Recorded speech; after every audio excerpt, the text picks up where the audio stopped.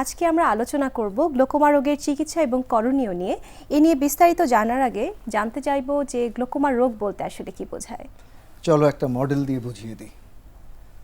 দেখো, গ্লোকোমা এমনই একটি চোখের অসুখ যে অসুখে আমাদের চোখের পেছনের অপটিক স্নায়ু মারাত্মকভাবে ক্ষতিগ্রস্ত হয়, যার সাথে চোখের আভ্যন্তরীণ চাপের একটা গভীর সম্পর্ক রয়েছে।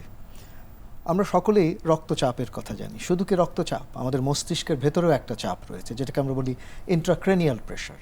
পেটের ভেতরে একটা প্রেশার, ইন্ট্রা অ্যাবডোমিনাল প্রেশার, বুকের ভেতরে প্রেশার, ইন্ট্রাথোরাসিক প্রেশার। তেমনিভাবে আমাদের চোখের ভেতরেও অ্যাকুয়াস হিউমার নামক জলীয় পদার্থ নিরবিচ্ছিন্নভাবে উৎপাদিত হচ্ছে এবং ক্রমাগত সেটি চোখের ভেতরে প্রবাহিত এবং সঞ্চালিত হয়ে নির্গমন পথের ছাঁকনি দিয়ে সেটা বেরিয়ে যাচ্ছে।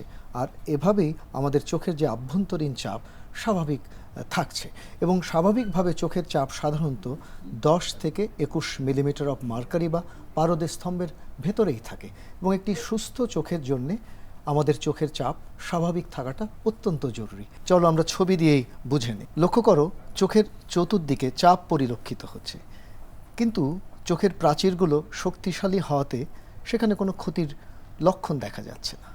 কিন্তু ক্ষতিটা হচ্ছে চোখের পেছনে অপটিক স্নায়ুতে। চলো আমরা দেখে নিই অপটিক স্নায়ু জিনিসটা কি।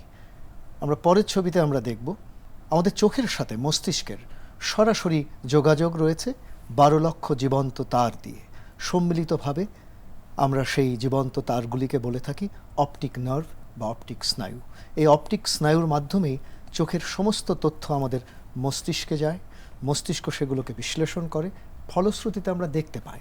গ্লোকোমা এই অপটিক স্নায়ুকে আক্রান্ত করে। আমরা পরের ছবিতে আমরা দেখব যে চোখের আভ্যন্তরীণ চাপের ভারসাম্যহীনতার কারণে অপটিক স্নায়ু ক্ষতিগ্রস্ত হয়।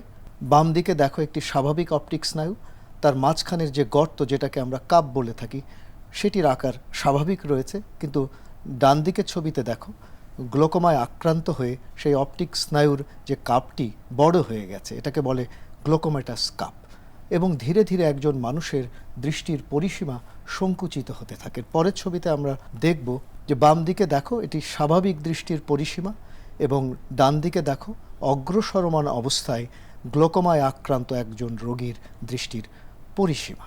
এটাকে আমরা বলি টানেল ভিশন বা সুড়ঙ্গ দৃষ্টি, অর্থাৎ একটা সুড়ঙ্গের ভেতর দিয়ে তাকালে একজন মানুষ যতটুকু দেখতে পায়, অগ্রসরমান অবস্থায় একজন গ্লোকোমা রোগী ততটাই দেখতে পায়। ধন্যবাদ স্যার, আপনি খুব সুন্দর করে বলছিলেন গ্লোকোমা রোগ সম্পর্কে।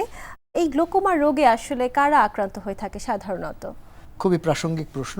আসলে গ্লোকোমা যে কোনো মানুষের যে কোনো বয়সে হতে পারে, তবে সাধারণত যাদের বয়স 35 অতিক্রান্ত হয়েছে তারা একটু বেশি ঝুঁকির ভেতরে থাকে।